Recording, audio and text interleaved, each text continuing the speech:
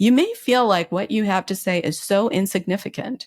You might be thinking, and these are common thoughts, at a time like this when there's so much serious stuff going on in the world, so much tragic stuff going on in the world, who am I to share my thoughts about my gardening or about what's going on in the world, but from my little tiny viewpoint of, just my personal self? Who am I to talk about my business, to talk about my art, etc.? I think it's so important, more so during times like this than ever, because when the world feels chaotic and the only voices that we hear are the screamers, the black and white, all or nothing extreme viewpoints, we get pulled more and more into chaos. Welcome to How to Trust Yourself, the podcast for anyone who's done with the endless second guessing and ready to tune in to your inner guidance. I'm Anna Holtzman, and I get that feeling of trudging through life like you're wading through mud, trying to figure out which way to go. In my 20s, I spent more time asking what should I do with my life than writing about crushes or bad dates in my journal. I've tried on a lot of answers: architecture, publishing, editing reality TV for a decade, and finally landing on therapy and coaching, helping people like you connect with your purpose. But here's the thing I've learned through all those twists and turns. Trusting yourself is the key to moving forward, even when the path feels messy. So if you're ready to stop doubting yourself and start listening to your gut, you're in the right place. Let's dive in. Welcome back, dear listener. It's been a little while since I've recorded a solo episode of this podcast, and it's really nice to be back here with you. And I wanted to start off by talking about why it's been a while since I've recorded a solo episode, because this is actually the topic of today's episode. And the simple reason why I haven't recorded a solo episode in a little bit is because I have felt like cocooning. I have felt like cocooning, like retreating, like getting into my quiet little cave. And this is something that is normal to feel periodically. And I think this goes in cycles, and we have cycles and seasons for feeling like we want to step into visibility, a topic we talk about a lot on this podcast these days. But there's also a particular reason that I've been feeling visibility shy lately. And I think it's probably one that some or many, or possibly many of you will relate to, which is that the world feels very chaotic these days. The world feels chaotic. It feels unpredictable. And, this has been true in different ways for different people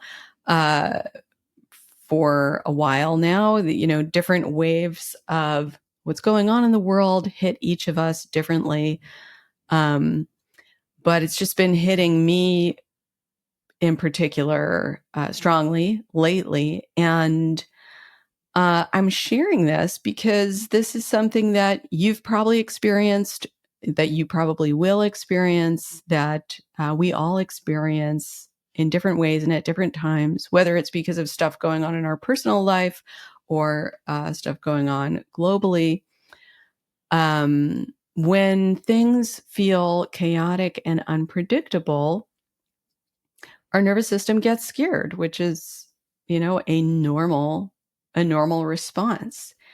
And when the nervous system gets scared, as it relates to visibility and sharing our voice with people,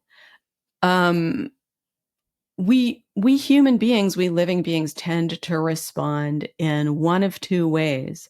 Either we get very loud and very shouty and very angry and very all or nothing, strong opinions with not necessarily a lot of thought behind them. Just shouty. And the other end of the spectrum that our nervous system will tend to go to when it's in this kind of fear is mute, frozen, quiet, retreating, self-isolating, getting really small to stay safe. And I think a lot of us can probably relate to both at different times. And so that is in part what this episode is going to be about. It's going to be about how our nervous system reacts to chaotic, unpredictable times, how that impacts our visibility when it comes to sharing our creativity, our art, our businesses, our offers, our voice with the world, and how we can navigate that. And the first and foremost thing I want to say about this is that if you are feeling this way, you're not alone. And that's going to be our entry point to getting back into connection with your voice. So I'm going to go very broad now and share a personal, subjective opinion, which you don't have to share. This has very much to do with what I'm going to get to in a bit, and my encouragement to you to share your voice during times like this. So I'm going to model that by sharing mine, and it's my personal subjective opinion that something that happens during these chaotic, unpredictable times in the world is that, like I was saying before, many, many people go into these two different fear responses, the shrinking, silencing, or self-silencing, retreating mode where we go silent, while others go into this very shouty, loud mode. And fueled by anger, fueled by fear, and manifesting in extremes and black and white thinking. And what I think this leads us to is to what I see many people referring to these days as the horseshoe theory. If you're not familiar with this, I'll do my best to explain my understanding of it. My understanding of it is that the horseshoe theory means that during times of heightened chaos and uncertainty, humanity exists on this spectrum of feelings, understandings, beliefs. In particular, this is talked about in terms of political beliefs. And the loudest folks tend to be the voices that are on the extremes, on both or on the many ends of the extremes. And most people exist on a spectrum somewhere in the middle, but those folks that are on a spectrum and somewhere in the middle tend to be the ones who retreat and stay silent out of fear, while the voices on the very extremes tend to be the ones that shout out of fear. And so those tend to be the only voices that we hear during times like this, voices that are voicing various ends of extreme views, extreme beliefs, extreme opinions, oftentimes extreme hatreds.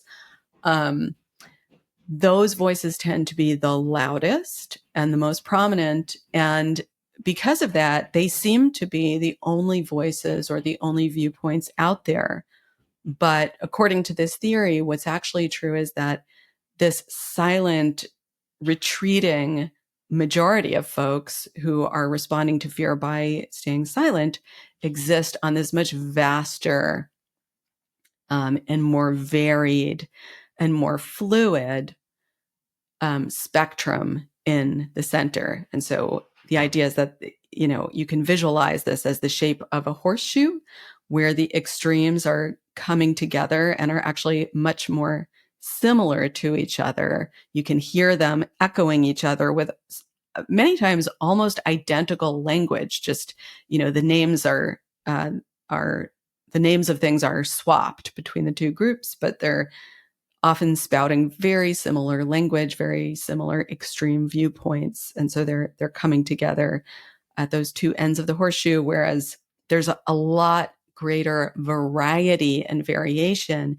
in that wide arc of the horseshoe. So that's the horseshoe theory. And I'm now going to share, in addition to this, personal, subjective viewpoint of mine, that I think that especially at times like these, it is so important for voices, opinions, viewpoints that exist somewhere on that spectrum in the middle to share your voices, to share your viewpoints. And so I'm talking to you if you're one of these folks who responds to chaos and uncertainty by retreating and by censoring yourself and silencing yourself, due to the very understandable and real fears that, you'll be shouted down or yelled at, or someone's going to try to cancel you, because the environment out there these days in the media, in social media, has been pulled into these very loud extremes. And so it's understandable that if you have a viewpoint that does not conform to an extreme, that takes in nuance and variation and personal experience that may be different from anyone else's, it might feel scary to share that. And I get that. And I obviously can relate to that. As I mentioned, I haven't recorded a solo podcast in a little while here, but the reason I'm doing it now and modeling this and encouraging you to also continue to show up and share your voice in whatever way that is for you, whether it's also by recording a podcast, or whether it's simply by sharing more authentically in your conversations with people, whether it is by showing up in your art, in your business, or simply in dinner conversations, in conversations with your friends. I encourage you to do so, and I'm encouraging myself to do so, because I think that and this is again my personal opinion, during times like this, voices of nuance are more important than ever. Voices of gentleness are more important than ever. Voices that express authentic and personal, unique viewpoints are more important than ever, because each one of our voices, you may feel like what you have to say is so insignificant. You might be thinking, and these are common thoughts, at a time like this, when there's so much serious stuff going on in the world, so much tragic stuff going on in the world, who am I to share my thoughts about my gardening, or about what's going on in the world, but from my little tiny viewpoint of, just my personal self? Who am I to talk about my business, to talk about my art, etc.? I think it's so important, more so during times like this than ever, because when the world feels chaotic and the only voices that we hear are the screamers, the shouters, the black and white, all or nothing extreme viewpoints, we get pulled more and more into chaos, into reactivity. And it's those viewpoints and those voices that are somewhere in the middle that gently hold the center for all of us and pull us back into ourselves, into presence, into our bodies, into noticing our sensations, into coming back from fear into openness, aliveness, and love. And that is the place from which we can collaborate with one another on creating the kind of world we want to move forward into. The way that I look at it is that clarity does not come from extreme viewpoints. It does not come from this fear-fueled black and white thinking. Instead, clarity comes from this kaleidoscope of different views. Every single one of us has a completely unique viewpoint on life and on the world. My viewpoint is different from yours. Yours is different from mine, and it's different from the next person.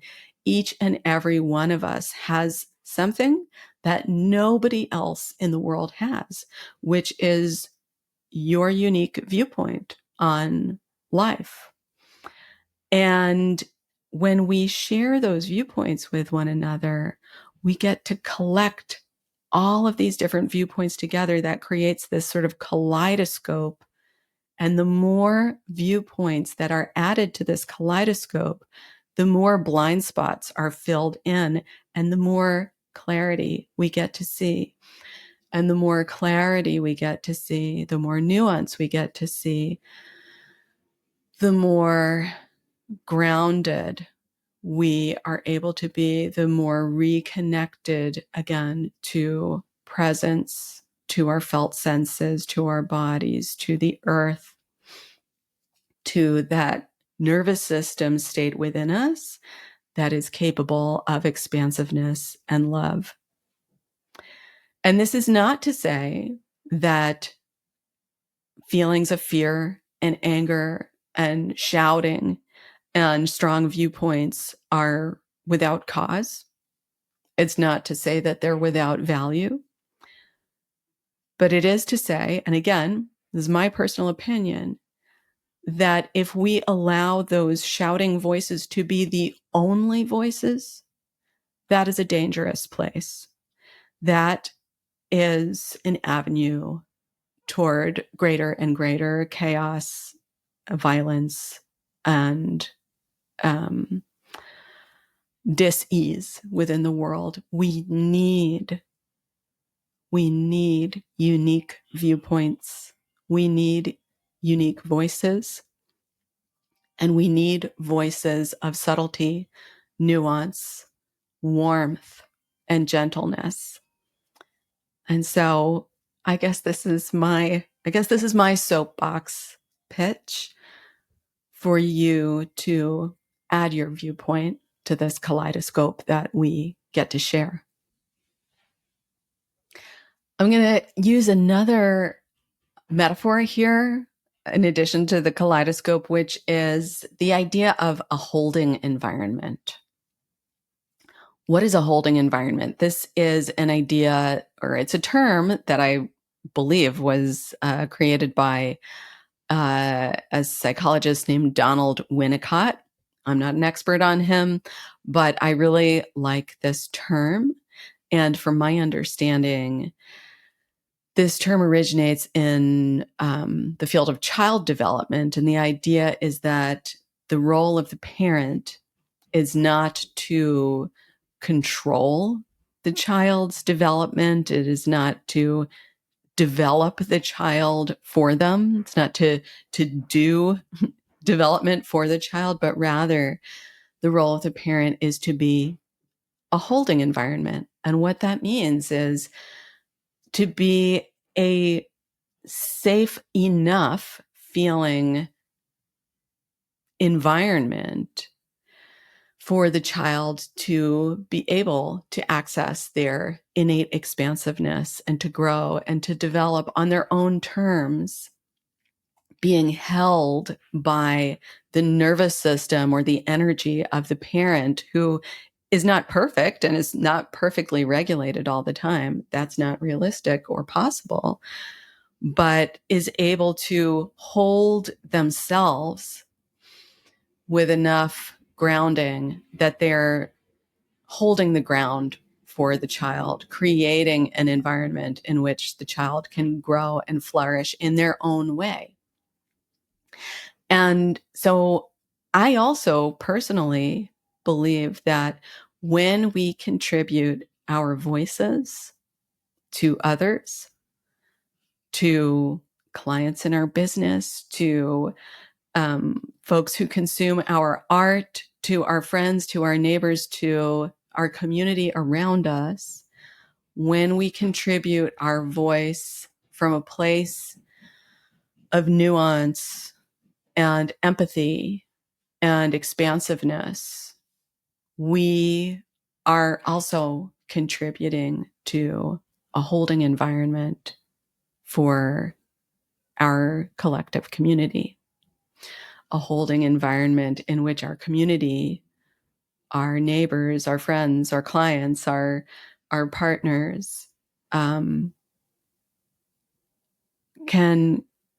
in an environment in which we can all reconnect with ourselves, come back to ourselves, ground ourselves in the face of chaos and uncertainty that's in the world.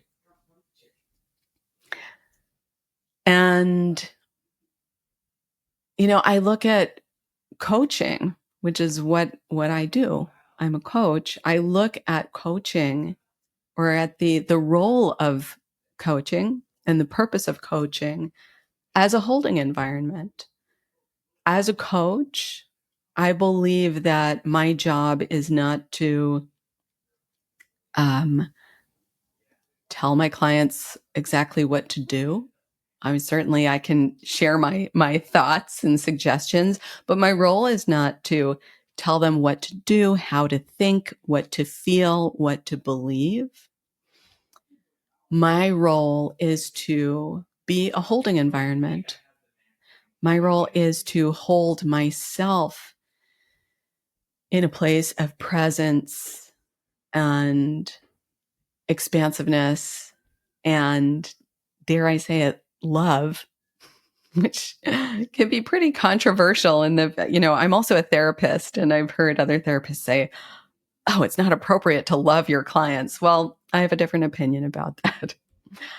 I believe that love is part of a holding environment, and that a holding environment is what we all need. It's what I need from the coaches that I work with. That's what I get from being a coaching client, is I get a holding environment, a space that is held for me, in which I feel just safe enough to allow myself to unravel from the patterns that are no longer serving me, but that have been holding me together.